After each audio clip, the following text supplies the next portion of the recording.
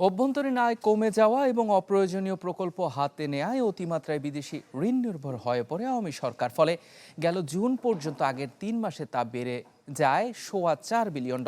আর এসব ঋণের দায় টানতে হবে অন্তর্বর্তী এবং পরবর্তী সরকারকে। এদিকে বিভিন্ন উৎস থেকে নতুন ঋণের আলোচনা চললেও প্রশ্ন উঠেছে সুদহার নিয়ে। সুস্বাদু বাদাম, তিল আর স্বাস্থ্যকর গ্লুকোজ সব মিলিয়ে প্রাণ পিনাট বার। স্মার্ট কিছু খাও। গেল ১.৫ দশকে ঋণ করে ঘি খাওয়ার মহোৎসবে মেতেছিল আওয়ামী লীগ সরকার।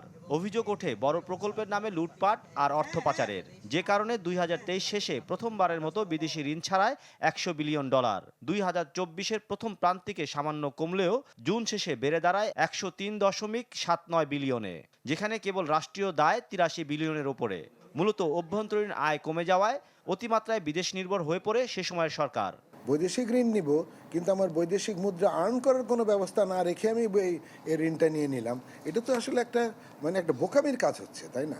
ইনডিসক্রিমিনেটলি এত বড় করার কোনো মানে আছে? এগুলো বুঝছি, তখন বড় করছে বড় বড় মেগা প্রজেক্ট করার জন্য, এই জন্য সেই জন্য, কিন্তু just at the cost of debt of the country, এটা ঠিক হয়নি।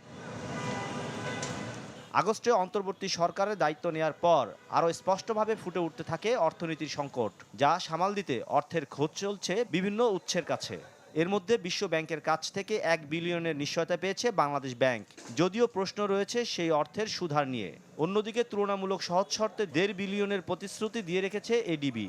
পাশাপাশি যুক্তরাষ্ট্রের ট্রেজারি বিভাগ থেকেও অর্থ সহায়তা চেয়েছেন নতুন গভর্নর।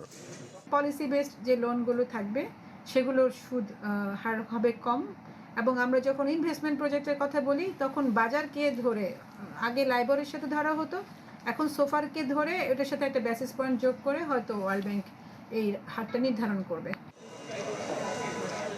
এসবের বাইরে যুক্তরাষ্ট্র ভিত্তিক উন্নয়ন সংস্থা ইউএসএআইডির কাছ থেকে ঋণের প্রতিশ্রুতি আছে আরও $2 বিলিয়নের। মাসুম মিয়া, চ্যানেল 24, ঢাকা।